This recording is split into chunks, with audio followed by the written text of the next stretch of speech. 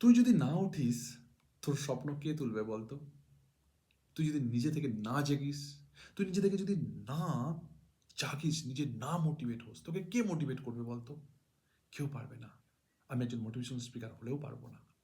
একটা কথা মনে রাখিস, ঘড়িতে 5টা বাজে, তোর ঘুম ভাঙছে না, আর ঘুম ভাঙেও না।